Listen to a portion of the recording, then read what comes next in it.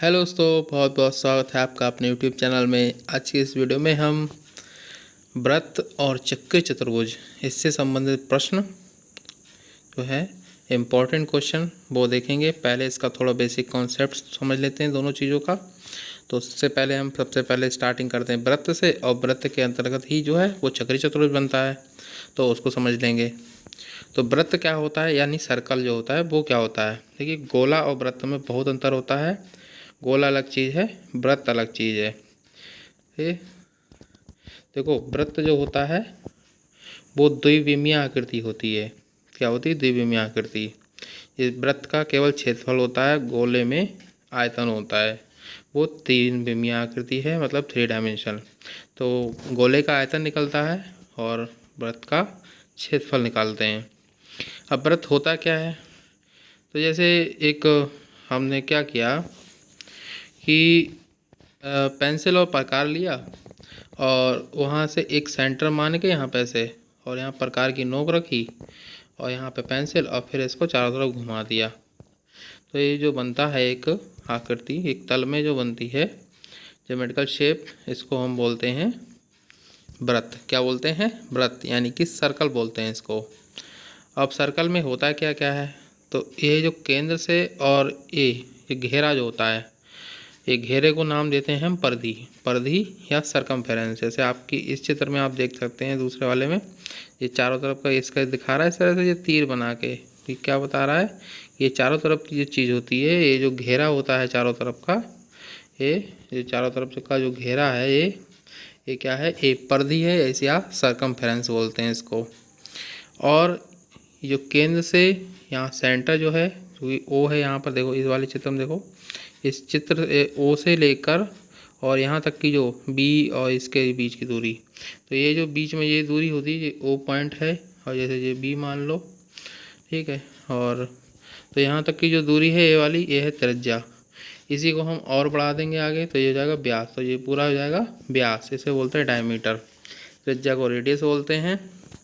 जीवा क्या होती है? जीवा जो होती है, किसी भी वृत्त में परिधि पर अगर 2 बिंदु स्थित हैं, किसी वृत्त की परिधि पर 2 बिंदु हैं, ये सर्कमफेरेंस पर 2 पॉइंट हैं, उन्हें मिला देंगे तो जो रेखाखंड बनता है उसे हम नाम देते हैं जीवा। क्या नाम देते हैं? जीवा। सही है। बाकी हम इस चित्र को थोड़ा सा जूम करके समझा देते हैं आपको, इससे हो सकता है ज़्यादा बेटर समझ में आ जाए। तो इसमें देखो, ये ओ से बी और ओ से ए, ये त्रिज्या ये लिखा है। तो ये ओ से ए जो है त्रिज्या है, व्यास जो होता है पूरा होगा, ए बी जो पूरा होगा वो पूरा व्यास होगा। ये चारों तरफ का जो घेरा होता है ये परिधि होती है। क्लियर है? यही मेन जो है, लगभग 3 चीज़ें इसमें मान सकते होती हैं। और इसके बाद जो है कुछ जो है, मतलब 2-3 बातें, कुछ ज़्यादा सी चीज़ें हैं। जैसे वृत्त की सभी त्रिज्याएँ जो हैं बराबर होती हैं, मतलब अलग अलग पॉइंट। जैसे आप देखो यहाँ पर, जैसे एक ये सर्कल है, तो इसमें एक ये त्रिज्या ये इतनी सारी जो है त्रिज्याएँ खींच रखी हैं, तो ये त्रिज्याएँ सभी क्या होती हैं? बराबर होती हैं। और जो व्यास होता है वो त्रिज्या का 2 गुना ही होता है। क्या होता है? व्यास त्रिज्या का 2 गुना होता है। सही है। और व्यास जो होता है, व्यास यानी कि डायमीटर जो होता है, किसी भी सर्कल को 2 बराबर बराबर बराबर पार्ट में बांटता है। मतलब जो ए बी यहाँ पर जो व्यास है ये वाला, इसने इस सर्कल को एक पार्ट ए और एक पार्ट ए, 2 बराबर पार्ट में बांट दिया है। अगर हम बात करें वृत्त के क्षेत्रफल की, तो वृत्त का जो क्षेत्रफल होता है वो होता है पाई आर स्क्वायर। वृत्त का क्षेत्रफल होता है पाई आर स्क्वायर। याद रखेंगे, कुछ बेसिक से सूत्र हैं। और हमने आपको और जो क्वेश्चन कराए हैं वहाँ पर भी मैंने आपको बताया होगा, बेलन वाले में मैंने आपको बताया है। तो जो होता है इसका सरकमफेरेंस यानी परिधि का जो सूत्र होता है वो होता है 2 पाई आर। सही है। ये होता है सरकमफेरेंस का। और जो व्यास के लिए उसको 2r लिखते हैं, और वही 2r में पाई का गुणा कर दोगे तो परिधि बन जाएगी, और क्षेत्रफल हो जाएगा पाई आर स्क्वायर। ये कुछ बेसिक सूत्र हैं जो आपको याद रखने हैं। जैसे एक सिंपल सा बिल्कुल क्वेश्चन है, उस वृत्त का क्षेत्रफल ज्ञात कीजिए जिसका व्यास जो है 2.4 मीटर है। तो सबसे पहले क्या करेंगे, आप देखिए सूत्र में क्या होता है, पाई आर स्क्वायर, यानी कि त्रिज्या होती है, व्यास तो होता नहीं है। तो हम इस व्यास से क्या करेंगे, त्रिज्या निकाल लेंगे। त्रिज्या हम निकाल लेंगे, क्या करेंगे, व्यास का आधा कर देंगे, त्रिज्या आ जाएगी 2.4 का 2 से डिवाइड करेंगे तो बचेगा 1.2 मीटर और यही त्रिज्या हो जाएगी। और यहाँ पे वृत्त का क्षेत्रफल का सूत्र लगा देंगे तो हो जाएगा पाई r स्क्वायर और हो जाएगा 22/7 1.2 इसका गुणा कर लेंगे, वैल्यू रख देंगे। कुल मिला के आपका आंसर जो है 4.53 मीटर स्क्वायर जो है आंसर आ जाएगा। ऐसे ही आपको परिधि और क्षेत्रफल निकालने का है तो वो भी ऐसे निकाल। एक आपको क्वेश्चन जो है थोड़ा सा इम्पोर्टेंट क्वेश्चन है ये वाला। एक गाय 14 मीटर लंबी रस्सी द्वारा खूंटे से बंधी है, तो बताइए वह कितने क्षेत्रफल की घास खा सकती है। मतलब कहने का उनका ये है कि आपने यहाँ पे खूंटा गाड़ा बीच में और एक रस्सी होगी जिससे गाय बंधी है और यहाँ पर एक गाय है। अब वो गाय जो है इतना पूरा चारों तरफ क्षेत्रफल का जो है घास खा रही है। वैसे भी आप देखना जैसे कोई जानवर अगर खुले मैदान में खूंटा गाड़ के उसको रस्सी से बांध दो तो उतने ही जगह में वो मतलब चारों तरफ घूमेगा। ऐसा नहीं सीधे इधर निकल थोड़ा ऐसे भाग के आके इधर इधर इधर कहीं ऐसे निकल थोड़ा भागेगा, वो इतनी ही जगह में जो है वो घूमता रहेगा। वो क्या होगा, एक वृत्ताकार क्षेत्रफल में घूम रही है होगी का। तो हमें क्या करना है कि जो रस्सी की जो लंबाई होती है ऐसी केस में जो रस्सी की लंबाई होती है वही त्रिज्या हो जाती है। क्या होती है, त्रिज्या बन जाती है। और बस त्रिज्या का क्षेत्रफल जो है वो हम यहाँ पे क्षेत्रफल का सूत्र लगा के त्रिज्या का मान रख देंगे, वो हमें मान जो है जो आंसर मिलता है क्षेत्रफल उतने क्षेत्रफल की जो है वो गाय घास खा सकती है। आपके सामने एक इम्पॉर्टेंट क्वेश्चन है जो इस तरह का मैंने क्वेश्चन आपको पहले भी एक सेट में बता दिया है और लेकिन नहीं देखा हो आपने तो आप यहाँ पर मैं आपके लिए बता दे रहा हूँ। जैसे क्वेश्चन है, एक वृत्ताकार मैदान की त्रिज्या 7 मीटर है, उसके बाहर की ओर चारों तरफ 5 मीटर चौड़ा रास्ता है। मतलब एक मैदान है, जैसे ही आप देखो ये एक मैदान है जिसकी त्रिज्या 7 मीटर है, उसके चारों तरफ बाहर की ओर ये एक रास्ता है, ये जो है वो रास्ता है, इसकी चौड़ाई कितनी है 5 मीटर। तो कह रहे रास्ते का क्षेत्रफल तथा 70 रुपये प्रति वर्ग मीटर की दर से उसे पक्का बनवाने का खर्च ज्ञात करो। यानी जो रास्ता है इसका क्षेत्रफल निकालो और फिर इसे पक्का करवाने का खर्च जो है 70 रुपये प्रति वर्ग मीटर की दर से ज्ञात करो। तो उसके लिए हमें क्या करना होगा, हमें जो है रास्ते का अगर क्षेत्रफल निकालना रहता है तो हमें एक चीज़ याद रखनी चाहिए वृत्त वाले सवालों में, इसमें एक त्रिज्या बड़ी होती है एक छोटी होती है। तो यहाँ पे देखो मैदान की जो त्रिज्या 7 मीटर छोटी होगी, बड़ी त्रिज्या कौन सी होगी, अगर हम मैदान की त्रिज्या में इस रास्ते की वाली चौड़ाई भी मिला देंगे तो क्या बनेगी, एक बड़ी त्रिज्या में मिल जाएगी। मतलब 7 और 5 जो है मिल जाएगा, कितना बनेगा 12। तो आपको सूत्र इसमें लगाना होता है, रास्ते का अगर क्षेत्रफल निकालना हो और वृत्त का सवाल हो तो क्या करेंगे, पहले तो आप त्रिज्याएँ निकालेंगे दोनों, सही है, एक तो दी होगी दूसरी आप जोड़ के निकाल दोगे रास्ते वाली। फिर क्या करते हैं, पाई इंटू छोटी ब्रैकेट में बड़ी त्रिज्या का स्क्वायर माइनस छोटी त्रिज्या का स्क्वायर। यानी कि छोटी त्रिज्या को R1 मान लो, छोटी त्रिज्या को क्या करो R1 मान लो, इसे जैसे 7 मीटर को R1 मान लो और इसको R2 जो 12 आई निकाली हमने उसे R2 मान लेंगे। तो बड़ी त्रिज्या का स्क्वायर माइनस छोटी त्रिज्या का स्क्वायर ऐसे याद रख लो। मतलब बड़ी वाली जो वैल्यू है उसको पहले और छोटी वाली के बाद में, दोनों का स्क्वायर। और यहाँ पर जो है कुल मिला के जो वैल्यू आ जाएगी 22/7 इंटू और 12 के स्क्वायर माइनस 7 का स्क्वायर बचेगा 95। और इसे हम कर लेंगे तो ये कुल मिला के आपका जो आंसर है वो ये आपको मिल जाएगा। मतलब क्षेत्रफल हमारा देखो, अगर ये इस तरह से ना लिखना चाहो ये चीज़ लिखी है सही करके, ये चीज़ ये वैसे लिखने की कोई आवश्यकता नहीं। आप चाहो तो इतना ही जो आंसर है यहाँ पर इसको ही छोड़ सकते हो। तो इसके बाद हमें क्या करना है कि जो खर्चा है वो कह रहा है 70 रुपये प्रति वर्ग मीटर की दर से है, ठीक है। तो क्या करना है, जो क्षेत्रफल आया ये 2090/7 इसमें 70 से गुणा कर देंगे तो हमारे लिए जो आंसर मिल जाएगा वो 20,900 रुपये। आंसर यही हमारा टोटल खर्च होगा एक रास्ता बनाने में। अब हम आ जाते हैं कुछ और अलग टाइप के क्वेश्चनों पे जिनमें आपको केंद्र से जीवा के बीच की दूरी निकालनी होती है, या त्रिज्या निकालना होता है वृत्त की, या जीवा की लंबाई निकालनी होती है। इस तरह के जो क्वेश्चन होते हैं तो इसमें क्या होगा, जैसे इस तरह से आपका क्वेश्चन होगा, क्वेश्चन का डायग्राम जो होता है वो इस तरह का बनेगा, जो बना हुआ है इस तरह का। यहाँ पर एक सर्कल बनेगा जो कि एक समकोण त्रिभुज होगा यहाँ पर।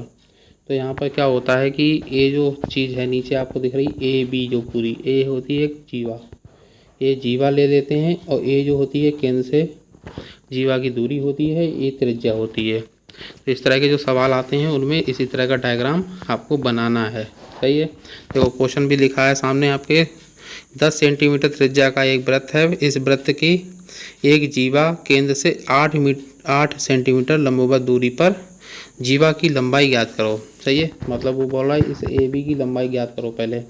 तो ए बी की लंबाई ज्ञात करने के लिए पहले हमें क्या करना होगा, इतना ए एम जो आधा पार्ट है इसे निकालना होगा। अभी आधा कैसे है, इसकी देखो एक थ्योरम होती है। कौन सी होती है? ये होती है किसी वृत्त के केंद्र से उसकी जीवा पर डाला गया लंब जीवा को समद्विभाजित करता है। मतलब किसी वृत्त के केंद्र से अगर हम जीवा पर, ये है वृत्त का केंद्र, ये ओ, यहाँ से इस जीवा पर अगर हम एक लंब डाल दें तो जो क्या बनेगा, 90 अंश का कोण बनाएगा वो। और साथ ही साथ वह जीवा को 2 बराबर हिस्सों में काट देता है। क्या करता है? 2 बराबर हिस्सों में काट देगा। क्या करेगा? ये जीवा है, यहाँ से सेंटर से लंब डालेंगे तो इस 2 बराबर हिस्सों में इसे काट देता है। ये काम करता है वो। सही। तो बस इसी थ्योरी का है, सभी क्वेश्चनों में इस तरह के हम यूज़ करते हैं। तो हम बस ये ध्यान रखना है कि जो यहाँ पर कोण बनेगा वो समकोण बनेगा। ये वाली दूरी जो होगी इस पूरी जीवा की ए वाली इतनी दूरी जो आधी होती है, ए त्रिज्या होती है, केंद्र से लंबवत दूरी होगी। बाकी आप पाइथागोरस थ्योरम का जो है यूज़ करके इसका मान निकाल सकते हैं। अगर आपको ए ओ ए यानी त्रिज्या निकालनी होगी तब आप कर्ण वाला सूत्र लगाएंगे, कर्ण स्क्वायर। इसमें केवल इसमें प्लस, देखो ये जो कर्ण ओ ए है वो समकोण त्रिभुज के कर्ण बनेगा उस हिसाब से। तो यहाँ पर आप इसको निकालना होगा तो ए ओ एम और ए एम इन दोनों का स्क्वायर करके जोड़ोगे। अगर ओ एम या ए एम में से कोई निकालनी है तो इस बड़ी वाली भुजा यानी ओ ए का या त्रिज्या का क्या करेंगे, स्क्वायर करके दूसरी भुजा में से घटाएंगे। जैसे देखो यहाँ पर एक क्वेश्चन जो है इसमें 10 सेंटीमीटर त्रिज्या है तो 10 का स्क्वायर में से 8 का स्क्वायर जो है घटा देंगे, आंसर हमें मिलेगा जो उसका दोगुना कर देंगे, आंसर आ जाएगा। चक्रीय चतुर्भुज को समझ लो क्या होता है।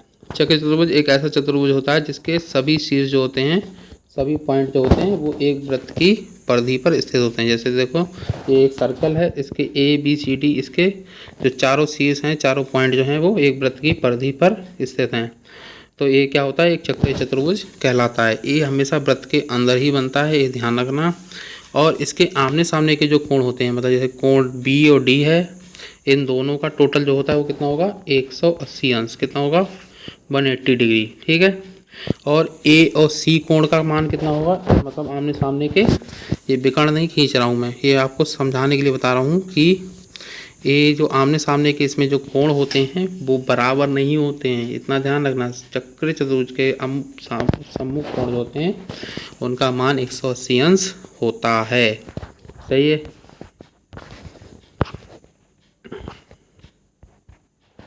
अब इसमें और कुछ और थ्योरम वगैरह हैं, वो भी आप समझ लो कौन कौन सी होती हैं। एक इसमें आता है सबसे इम्पोर्टेंट, वृत्तखंड वाला। ठीक है। वृत्तखंड क्या होता है, देखो किसी जीवा द्वारा वृत्त को 2 पार्ट में डिवाइड करते हैं, उन्हें वृत्तखंड बोल देते हैं। जीवा जब खींची जाती है तो वृत्त जो होता है 2 पार्ट में डिवाइड हो जाता है। तो एक ही वृत्तखंड के अंदर एक जीवा द्वारा जो भी कोण यहाँ परिधि पर बनेंगे, यहाँ जो परिधि पर कितने भी कोण बने इस तरह से, तो वो कोण सभी क्या होंगे, आपस में बराबर होंगे, केवल एक ही जीवा द्वारा। ठीक है। एक ही जीवा द्वारा वृत्त की परिधि पर बनने वाले सभी कोण क्या होते हैं, बराबर होते हैं। जैसे एक वृत्त है, इसके द्वारा ये जीवा है, और इसमें चाहे नीचे इस तरह से बने, ठीक है, इस तरह से, और चाहे ऊपर बने, तो जो ऊपर वाले के ए वाले सब आपस में बराबर होंगे और नीचे वाले ए वाले आपस में बराबर होंगे। ठीक है। तो एक ही वृत्तखंड पर बने कोण जो होते हैं आपस में बराबर होते हैं। एक इम्पॉर्टेंट रिलेशन जो आपको और याद रखना होता है वो होता है दुगने वाला। एक सर्कल है यानी एक वृत्त है, इसमें एक जीवा है या कह सकते हैं एक वृत्तखंड ये वाला, इसमें यहाँ पे इस केंद्र हो जाएगा, यहाँ पर इस केंद्र पे एक कोण बनेगा यहाँ पर। ठीक है। और एक कोण आपका यहाँ परिधि पर बनेगा ऊपर आके। तो ये केंद्र और ये परिधि का जो कोण होता है, इसका जो रिलेशन होता है वो आधे दुगने का, मतलब किसी एक ही जीवा द्वारा या किसी एक ही वृत्तखंड में परिधि पर जो कोण बनता है वह केंद्र के कोण का क्या होता है, आधा होता है, और जो केंद्र पर कोण होगा वो हमेशा परिधि वाले का दुगना होगा। ठीक है, इसके आगे क्वेश्चन है वो हम आपको कराएंगे तो और बेटर से समझ में आएगा। अब देखो एक होता है इसमें बहिष्कोण प्रमेय वाला, चक्रीय चतुर्भुज में बहिष्कोण मतलब होता है बाहर कोण। जैसे कोई एक रेखा को बाहर खींच दो थोड़ा, जैसे ए बी लाइन है, इसको थोड़ा और आगे बढ़ा तक हमने खींच दिया और यहाँ पर जो कोण बन रहा है ये होगा बहिष्कोण। क्या होता है बहिष्कोण का मतलब बाहर का कोण। ठीक है, अब इसमें क्या करना होता है, क्वेश्चन आ जाता है इस तरह से, कहता है कि इसका मान निकालो, सीधे बोल देगा। जैसे ये है CBE, ठीक है, ये बहिष्कोण है, तो क्वेश्चन कह देगा इसका मान बताओ कितना होगा। तो एक चीज़ ध्यान रखेंगे, बहिष्कोण चक्रीय चतुर्भुज में, ये चक्रीय चतुर्भुज तो है, इसमें जो होता है इसका जो रिलेशन होता है वो बराबर का होता है। ठीक है, किसी चक्रीय चतुर्भुज में बहिष्कोण अपने सम्मुख अंतः स्थित कोण के जस्ट बराबर होता है। ये वाले कोण जो हैं आपस में बराबर होते हैं, ये चीज़ ध्यान रखो। ये कोण जो D है और ये B यहाँ पर ये वाला, तो ये A वाला कोण और यह वाला कोण आपस में बराबर ही होगा। अगर इस तरह का कोई ऑब्जेक्टिव क्वेश्चन आता है तो सीधे आंसर लगा देना, बराबर वही उसके मतलब कहने का ये 110 है तो ये वाला कोण भी 110 ही होगा। ठीक है, अगर सॉल्व करके निकालोगे तब भी। अब जैसे इसका एक एग्जांपल और है आपके सामने, देखो यहाँ पे भी वही कह रहा है कि CBE की मान बताओ कितनी होगी। जैसे देखो सेम आ गया ऑब्जेक्टिव आपकी, कह रहा है 115, 105, 65। तो देखो सीधे इनको देखो ही मत, सीधे इसको देख लो। बहिष्कोण रिलेशन पता है आपको, बता दिया मैंने अभी। क्या करना है, बस आपको इसको देख लेना है। ये 115 तो ये वाला भी 115 ही होगा, तो इसका जो फर्स्ट ऑप्शन सही हो जाएगा। रिलेशन और होता है, वो होता है अर्धवृत्त में बना हुआ कोण 90 अंश का होता है। मतलब एक कोई जैसे अर्धवृत्त है ये वाला, जैसे अर्धवृत्त क्या मतलब ये व्यास जो है, व्यास होता है मतलब दो अर्धवृत्त ही तो बनाएगा। तो इसमें जो यहाँ पर परिधि पर एक कोण, अर्धवृत्त द्वारा जो परिधि पर जो कोण बनते हैं वो 90 अंश के होते हैं। जैसे यहाँ पे देखो ये ACB, ये वाला जो C एंगल और ये P एंगल, ये क्या होंगे 90 अंश के होंगे। क्यों होंगे, क्योंकि अर्धवृत्त जो होता है परिधि पर हमेशा 90 अंश का कोण बनाता है। तो वही थे इसमें जो है आपसे यही पूछ रहा है APB का मान देखो, APB का मान ज्ञात कीजिए। तो APB जो होगा वो 90 अंश ही होगा। क्यों होगा, क्योंकि अर्धवृत्त में बना हुआ कोण 90 अंश का होता है।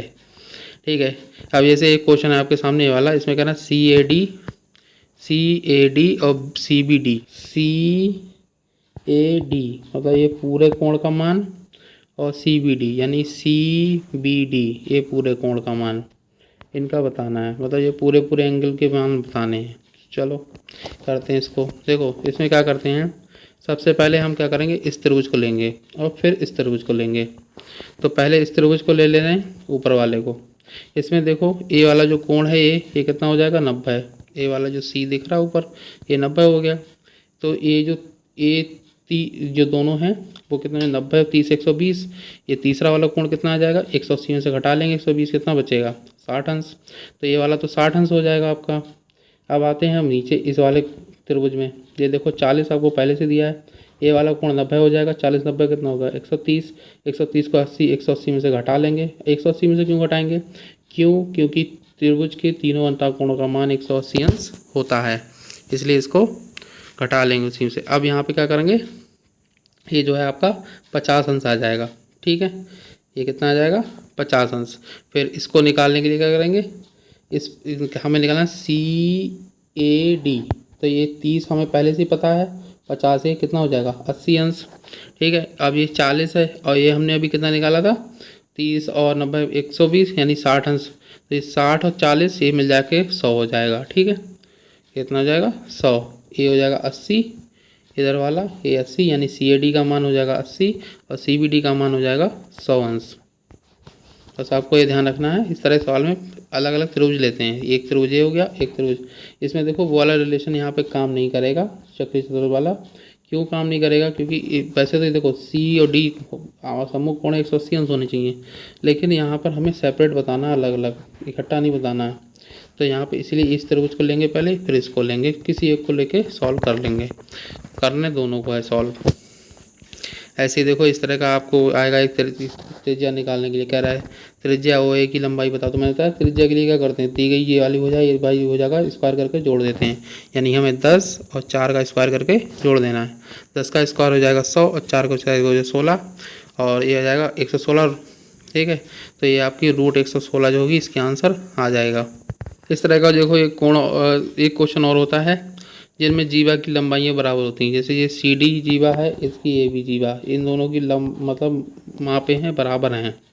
तो इसने जो 70 अंश का कोण बनाया तो इसने कितना बनाया। देखो अगर जीवा की लंबाइयाँ समान है इस तरह से तो बनने वाले कोण भी बराबर ही होते हैं। तो जो इसका 70 है तो ये वाला भी 70 ही होगा, OCD जो है वो भी 70 ही हो। ठीक है, COD जो है वो 70 हो जाएगा और बाकी ये दोनों क्या कहते हैं कोण बराबर, क्योंकि देखो इसमें बोल रहा है कि इस OCD का मान बताओ, OCD का मान बताओ। देखो A वाला 70 है तो A वाला जो है 70 हो जाएगा। बाकी देखो A वाली त्रिज्या दोनों बराबर होती है। ये हैं, ये सभी क्या है, त्रिज्या ही तो है वृत्त की। तो ये जो है वृत्त की त्रिज्या है, AB त्रिज्या, AB त्रिज्या, त्रिज्या तो है। तो ए वाले कोण भी बराबर हो जाएंगे क्योंकि समान भुजाओं के सम्मुख कोण बराबर होते हैं। एक कोण ए वाला 70 है, बाकी बचे कितने 110 के। तो ये दोनों मिलके टोटल दोनों का इसका जो है टोटल दोनों का है 110 और हमें इकाई का चाहिए। तो देखो आधा कर लेंगे, आधा करने पर क्या होगा 55 अंश। तो इसका आंसर आ जाएगा 55 अंश। अब देखो इसमें वो वाला अपना रिलेशन, ये वाला क्वेश्चन जो 6 नंबर आपको दिख रहा है जी, इस क्वेश्चन में आपको कह रहा है एक वृत्त के अंतर्गत एक चक्रीय चतुर्भुज ABCD है, विकर्ण AC और BD खींचे गए हैं। तो ACB जो है वो 55 है, ये वाला 55 है और यह वाला कोण है 45 अंश। तो कह रहा है ADC का मान बताओ। ADC का मतलब ये हो गया कि हमें एक कोण यहाँ पर A है नीचे, ये वाला कोण और एक कोण A है। ठीक है, दो ही तो कोण है, तो इन दोनों कोणों को देखना है, मतलब इन दोनों के मान निकालने हैं। तो दोनों के मान निकाल सकते हो, बहुत ही आसान है। कैसे, देखो इसको देखो, इसको देखो, इस वाली लाइन को, किसको, CB को। इसके हिसाब से ये जीवा है, ये वाली जीवा है, इस पर देखो एक कोण A बन रहा है, दूसरा कोण A बन रहा है, ये तो है। और मैंने बताया था जीवा पे एक ही जीवा द्वारा जो वृत्त की परिधि पर कोण बनते हैं वो कैसे होते हैं, बराबर होते हैं। तो ये 45 है तो ये भी 45 ही हो जाएगा। कितना हो जाएगा, ये वाला 45 हो जाएगा। अब देखो इसे ज़्यादा ओवरराइट हो गया, तो ये वाला जो कोण हमने निकाल लिया कितना, 45 अंश। ठीक है, क्योंकि ये वाला इसके बराबर हो जाएगा। अब देखो, अब हम आते हैं इसमें, हमें चाहिए कौन सा, हमने ये वाला तो कोण निकाल लिया, लेकिन अब हमें चाहिए इधर वाला। तो इस कोण को निकालने के लिए हम इस लाइन को देखते हैं। इसके लिए देखो A वाला परिधि का कोण और A वाला परिधि का कोण, ठीक, एक है और एक A है, यही तो है दो। तो देखो ये 55 है तो ये भी 55 हो जाएगा। तो 55 और 45 दोनों मिलके कितना हो जाएंगे, 100 अंश हो जाएगा। टोटल कितना, 100 डिग्री। ठीक है, तो ADC का जो मान हो जाएगा वो कितना हो जाएगा, 100। ये क्वेश्चन मैंने आपको देखो इस तरह का क्वेश्चन पहले भी एक सेट में करा दिया था, जिसमें एक वर्ग के अंतर्गत जो था एक वृत्त बना हुआ था, तो वृत्त का क्षेत्रफल बताना था हमें। और ये क्वेश्चन आया हुआ है 2018 के पेपर में आया है। तो देखो इसमें थोड़ा गलत चित्र बना हुआ है, बल्कि इसको टच करेगा, इस तरह से होगा सर्कल जो इसे मतलब लाइनों को टच करेगा। तो इसमें क्या है कि एक 28 सेंटीमीटर भुजा का एक वर्ग है जिसमें जो स्पर्श कर रहा है। तो देखो एक चीज़ याद रखना, अगर वर्ग के अंदर एक वृत्त बना हुआ है तो उसका जो व्यास होगा वो क्या होगा, उसकी वर्ग की भुजा के बराबर ही होगा। ठीक है, वृत्त का व्यास और वर्ग की भुजा बराबर होगी। तो यह 28 है तो इसका वर्ग का जो व्यास है वो कितना हो जाएगा, सॉरी वृत्त का जो व्यास है वो कितना हो जाएगा, वो भी कितना होगा 28। तो उसी हिसाब से इसकी त्रिज्या जो है वो कितनी हो जाएगी, तो वही लिखा वृत्त का व्यास वर्ग की भुजा और वर्ग की जो भुजा है उसी से हम त्रिज्या निकालेंगे। त्रिज्या आ जाएगी 14 सेंटीमीटर। वृत्त का क्षेत्रफल निकालने के सूत्र लगा देंगे, पाई आर स्क्वायर। ठीक, तो 22/7 गुणा 14 616 वर्ग सेंटीमीटर का आंसर आ जाएगा। एक क्वेश्चन और है आपका 2017 के सेट में आया हुआ है, ये मैंने आपको पहले भी करा दिया 2017 के सेट में। इसमें मैंने बताया था कि साइकिल के पहिया, देखो पहिया जो होता है वो अपना परिधि के बराबर घूमता है। रोलर का पहिया वक्र पृष्ठ के बराबर घूमता है, लेकिन जो साइकिल मोटरसाइकिल के पहिए होते हैं वो अपनी परिधि के बराबर चक्कर लगाते हैं। तो देखो ये जो साइकिल का एक पहिया होगा उसके सेंटर में यहाँ पे देखो धुरा होता है, तो वो क्या होगा, मतलब अपने एक चक्कर में अपने परिधि के बराबर चलेगा। तो साइकिल के एक पहिए का व्यास जो है वो 77 सेंटीमीटर है, तो बता रहे 0.242 किलोमीटर चलने में वह पहिया कितने चक्कर लगाएगा। तो साइकिल के पहिए का व्यास जो है 77 सेंटीमीटर है, ठीक है। इसी से हम क्या करेंगे, हमें क्या करना है कि हमें निकालनी है परिधि। तो परिधि के लिए हमें क्या करना है, बस मैंने आपको बताया था कि व्यास में पाई का गुणा कर दोगे तो बता दो। मैंने आपको पहले बता रखा है, अगर आपको व्यास दिया हुआ है और परिधि निकालनी है तो सिर्फ पाई से गुणा कर दोगे, आंसर मिल जाएगा। तो यहाँ पाई से गुणा किया 242 सेंटीमीटर आ गया, यानी 242 सेंटीमीटर एक चक्कर में चली गई दूरी आ गई। तो इसे क्या करना है कि सेंटीमीटर से मीटर में कन्वर्ट कर दो, या जो आपको किलोमीटर है इसको सेंटीमीटर में चेंज कर लो। दो तरीके हैं। तो इन्होंने क्या, यहाँ पे देखो किलोमीटर से इसको सेंटीमीटर में बदला है, तो जो दूरी है कुल इसको सेंटीमीटर में बदलेंगे तो ये जाएगा 24,200 सेंटीमीटर आ जाएगी, 24,200 सेंटीमीटर। फिर कुल दूरी, कुल चक्कर निकालने के लिए जो टोटल दूरी है उसमें से एक चक्कर की जो दूरी यानी जो परिधि उसको भाग कर देंगे, 100 चक्कर आंसर मिल जाएगा, ठीक है। तो 100 चक्कर जो है इसमें आंसर आपका आएगा, कितने 100 चक्कर, 100 चक्कर। एक देखो एक नंबर का क्वेश्चन है, बहुत इजी क्वेश्चन है, वही मैंने आपको बताया था जो आधे दुगने वाला रिलेशन यहाँ पे। तो देखो यहाँ पर ये क्या है, ये वाला, यहाँ देखो ये केंद्र पर बना कोण है, ये देखो परिधि पर बना हुआ कोण है। तो इसमें और इसमें क्या होगा, आधे का दुगने का रिलेशन हो जाएगा। तो ये कोण 60 है, कब है, ये केंद्र का कोण है तो ये 60 है। तो ये वाला जो कोण है जो परिधि पे बना कोण ये वाला है, ये वाला कितना हो जाएगा 30, इसका जस्ट आधा ही तो हो जाएगा। तो मैंने बताया था कि जो इनमें जो रिलेशन होता है ऐसे वालों में क्वेश्चन में ध्यान रखना बहुत, इसलिए बार बार बता रहा हूँ आपको कि ये जो रिलेशन होता है परिधि का कोण एक केंद्र का कोण, ये केंद्र का दुगना होता है हमेशा और परिधि का उसी का आधा होता है बिल्कुल।